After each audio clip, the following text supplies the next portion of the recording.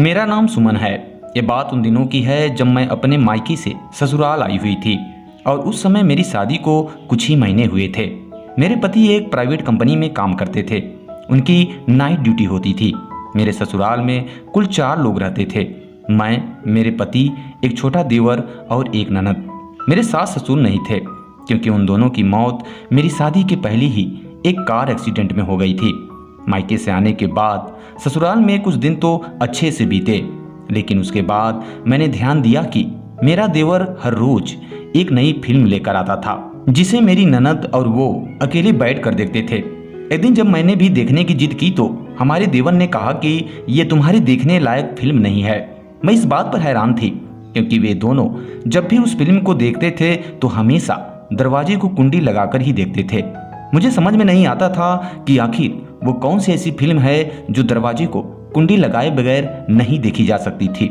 मैं रात में वैसे भी बोर हो जाती थी क्योंकि मेरे पति सुबह आते थे और तब तक मैं अपने कमरे में अकेली ही होती थी।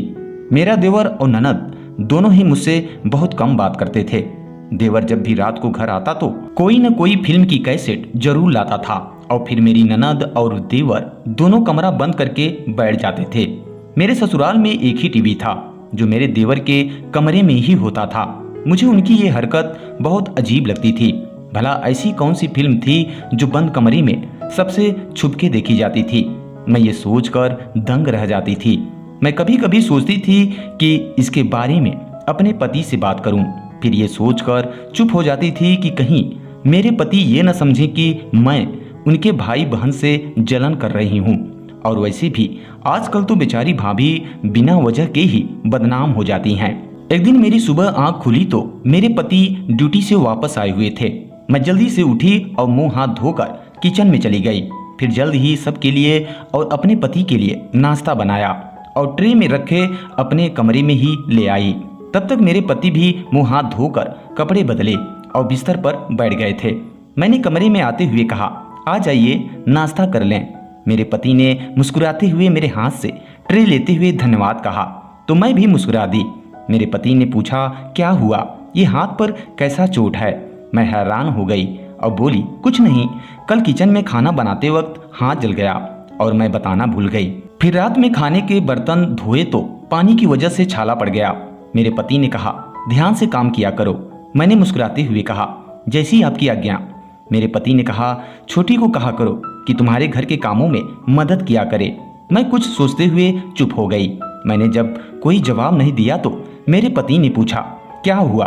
मैं बोली, आपकी बहन तो सारा दिन अपने कमरे में ही रहती हैं और रात होते ही आपका भाई आ जाता है। फिर वे दोनों कमरा बंद करके ही बैठे रहते हैं। वो मुझसे बात तक नहीं करती तो मैं काम कैसे कहूँ।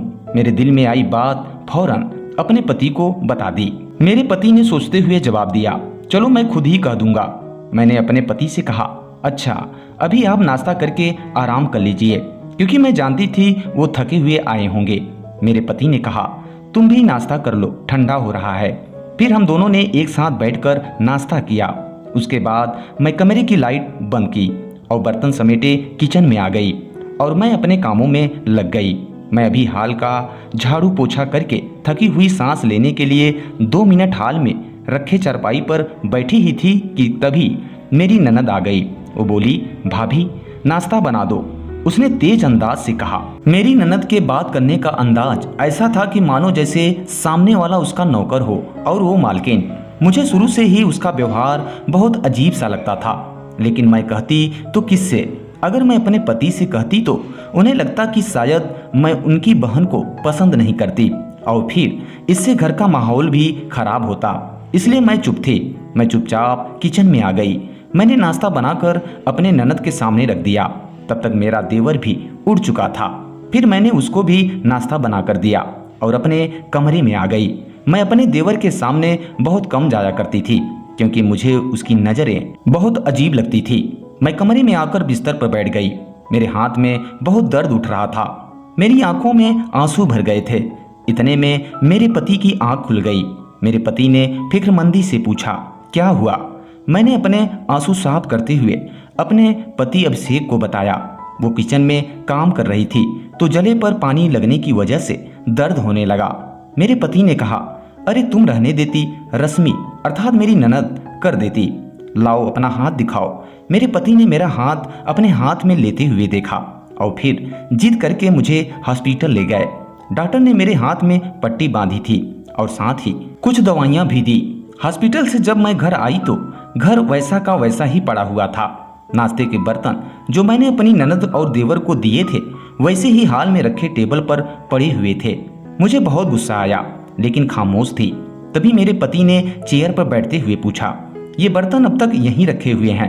मैंने कहा, हॉस्पिटल जाने से पहले अपनी बहन और भाई को नाश्ता दिया था तो वो बर्तन ऐसे ही छोड़कर चले गए। मैं अभी उठा देती हूँ। और बर्तन समेट कर रखने लगी। तुम रहने दो, डॉक्टर ने तुम्हें काम करने से मना किया है वरना चोट नहीं भरेगा। और मुझे चेयर पर बैठने का इशारा किया तो मैं उनके पास बैठ गई। मेरे पति ने अपनी बहन रश्मि को आवाज दी। मेरे पति अपनी बहन को गुड़िया कहकर पुकारते थे।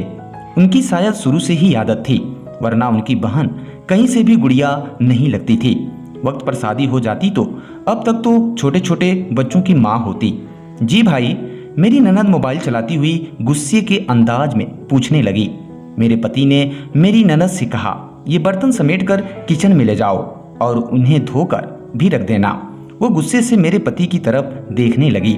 मेरे पति ने कहा, इतना हैरान होने की बात नहीं है, तुमने खाया है ना तो धोकर भी रख सकती थी।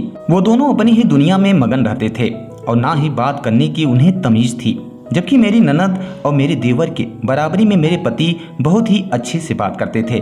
मुझे तो कभी कभी लगता है कि मेरी सास ने उन्हें जरूर कहीं से गोद लिया होगा या फिर मेरे देवर और ननद को।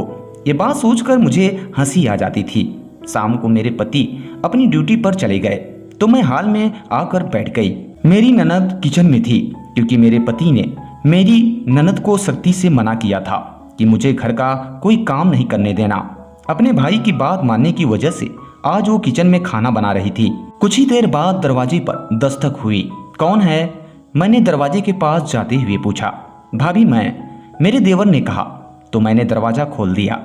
फिर मेरा देवर घर में दाखिल हुआ तो सीधा मेरी ननद के कमरे में चला गया, लेकिन जब मेरी ननद को कमरे में न पाया तो आवाज देने लगा। फिर मेरी ननद ने किचन से आवाज लगाई तो वो किचन में चला गया। दोनों आपस में धीरे धीरे कुछ बातें कर रहे थे। मैं हाल में रखी सोफे पर बैठी हुई थी। मुझे उनकी आवाज सही से सुनाई नहीं दे रही थी। फिर अचानक मेरे देवर का फोन बजने लगा तो उसने कोई कैसेट मेरी ननद को दिया और फोन कान से लगाए हुए घर से बाहर निकल गया। मेरी ननद ने खाना पकाती हुई वो कैसेट वहीं किचन में रख दी। मैं किचन के बाहर रखी टंकी से पानी ले रही थी, लेकिन मेरी नज़र इन दोनों पर थी। मैं किचन में आ गई। मेरी ननद सब्जियां काट रही थी। मैं उनसे बातें करने लगी। वो मुंह बनाए कुछ बातों का जवाब देती और कुछ को इग्नोर कर देती। मैंने उसकी नज़रों से बचकर वह कैसेट अपनी पल्लू में छिपा ली और किचन से बाहर निकलने लगी कि तभी वो कैसेट मेरे पल्लू से निकलकर जमीन पर गिर पड़ी। मेरी ननद ने फौरन मुझे देख लिया। मैं अनजान बनते हुए पूछी, ये कैसेट कहाँ से आई है? और वो कैसेट उठाई ताकि मेरी ननद को मुझ पर शक ना हो कि मैं इस पर और अपने देवर पर नजर रख रही हूँ। ये मेरी है, मुझे दीजिए। मेरी ननद ने झट से मेरे हाथ से वो कैसेट छीन ली और जल्दी से वो कैसेट लेते हुए अपने कमरे में चली गई। सबने खाना खा लिए तो मेरी ननद और मेरे देवर ने हमेशा की तरह अपने कमरे में कोई फिल्म लगा ली और दरवाजे पर कुंडी लगा ली। मैं बोर होते हुए अपने कमरे में चक्कर काट रही थी। फिर अपने मायके फोन मिलाकर बातें करने लगी और फिर पता ही नहीं चला कि कब मेरी आंख लग गई। अगले दिन मैं सुबह उठकर हमेशा की तरह अपने कामों में व्यस्त हो गई। फिर काम पूरा करके अपने कमरे में आई तो मेरे पति ने कहा कि जब तक मेरा हाथ ठीक नहीं हो जाता तब तक के लिए मैं अपने मायके चली जाऊं ताकि मुझे आराम मिल सके और हाथ जल्दी से ठीक हो जाए। अतः मैं जल्दी जल्दी तैयार हुई और बैग में कुछ कपड़े रख लिए और अपने पति के साथ अपने मायके चली गई। मैं सुबह उठी तो मेरे पति अभिषेक की कॉल आ गई। थोड़ी देर उनसे बातें की। वो थके हुए थे, सो गए। मम्मी ने मुझे नाश्ते के लिए बुला लिया। मैं नाश्ते के लिए हाल में आ गई। मम्मी टेबल पर नाश्ता लगा रही थी। फिर हम सब ने एक साथ नाश्ता किया। मैं धीरे से बर्तन समेटने लगी। मेरी बहन ने मुझसे कहा, अरे दीदी बैठी रहो, ये काम तो मैं कर लूंगी। मैंने कहा, वहाँ भी तो करती हूँ ना, यहाँ भी कर लूंगी। मेरी बहन ने मुस्कुराते हुए कहा, नहीं कोई जरूरत नहीं है, आराम के लिए आई हो तो आराम करो, वरना जीजाजी क्या कहेंगे कि मेरी सास और साली ने मेरी पत्नी को आराम भी नहीं करने दिया और मेरे हाथ से बर्तन लेकर वह किचन में चली गई। मैं अभी वहीं ऐसे ही बैठी हुई थी कि अचानक दरवाजे पर एक दस्तक हुई। मैंने पूछा तो मालूम हुआ कि वह मेरी सहेली त्रिशा थी, जो हमारे ही गांव में रहती थी, और जब उसे मेरे आने की खबर मिली तो वो मुझसे मिलने चली आई। मेरी सहेली ने मुझसे गले मिलते हुए पूछा, कैसी हो? बिल्कुल ठीक हूँ, तुम सुनाओ? मैंने मुस्कुराते हुए पूछा। उसने कहा, मैं भी ठीक हूँ। मैंने उसे हाल में रखे सोफे पर बैठने को कहा तो वह बैठ गई। फिर मैं भी उसके साथ बैठी। मेरी सहेली ने मुंह बनाते हुए कहा, यार शादी के बाद तुम तो भूल ही गई हमें। मैंने कहा, ऐसा नहीं है यार, शादी के बाद इंसान घर की जिम्मेदारियों में बंध जाता है। वो हंसते हुए बोली, जीजू ने रुकने के लिए कैसे भेज दिया? किचन से निकलते हुए मम्मी बोली, वो तो इसका हाथ जल गया था ना, इसलिए आराम करने के लिए आई है, वरना अब भी उसे अपनी मम्मी की कहाँ याद आनी थी। मैंने मम्मी को गले लगाते हुए कहा, मेरी प्यारी मम्मी अब बस भी करो। मम्मी ने हंसकर कहा, तुम दोनों बैठकर बातें करो, और खुद दोबारा किचन में चली गई। फिर मैं और मेरी सहेली हम दोनों अपनी पुरानी बातों में खो गईं। मेरी सहेली ने कहा, तुम्हें याद है एक श्वेता आंटी हमारे गांव में रहती थी, उन्होंने अपने पति के मरने के बाद सोहन चाचा से शादी कर ली थी। मैंने कहा, हाँ मुझे याद है, लेकिन क्यों, क्या हुआ? मेरी दोस्त ने बताना शुरू किया कि श्वेता आंटी ने जब सोहन चाचा से शादी की थी तो उससे पहले सोहन चाचा का एक बेटा था, जिसके बारे में हमेशा गांव में सुनते रहते थे कि उसका किसी न किसी से झगड़ा हो गया है। मैंने कहा, हाँ ये सब बातें तो मुझे याद हैं। मुझे तो शुरू से ही सोहन चाचा का बेटा खतरनाक लगता था। मेरी दोस्त ने कहा, तुम्हें पता है अभी कुछ दिन पहले क्या हुआ? एक दिन श्वेता आंटी उस लड़के के कमरे में चली गई तो उन्होंने देखा कि वह अपने कमरे में बैठा मोबाइल पर लड़कियों का फोटो देख रहा था। उस लड़के को जैसे ही मालूम हुआ कि श्वेता आंटी ने उसे देख लिया है तो वो उनसे डरने के बजाय श्वेता आंटी को ही धमकियां देने लगा कि अगर उन्होंने किसी को भी यह बात बताई तो उनके साथ वह अच्छा नहीं करेगा। लेकिन फिर भी श्वेता आंटी ने सोहन चाचा को बता दिया, जिससे उन्होंने अपने बेटे को बहुत मारा और वह लड़का गुस्से में अपना घर छोड़ दिया। एक दिन श्वेता आंटी किसी काम से घर से बाहर गई थी। उनके पहले पति से उनकी जो बेटी थी उस लड़के ने पकड़कर उसके साथ जबरदस्ती की, जिससे उनकी बेटी उसी वक्त से पागल सी हो गई है और वो लड़का तभी से फरार है। बेचारी श्वेता आंटी बहुत रोती हैं। मैं तो ये सुनकर हैरान रह गई। मैंने अपनी सहेली से कहा, मुझे ये सब सुनकर बहुत अफसोस हो रहा है। फिर कुछ देर बाद मेरी सहेली अपने घर चली गई, लेकिन मेरे दिमाग से ये सब बातें नहीं निकल पा रही थी, इसलिए मैं भी अपनी सहेली त्रिशा के साथ श्वेता आंटी के घर चली गई।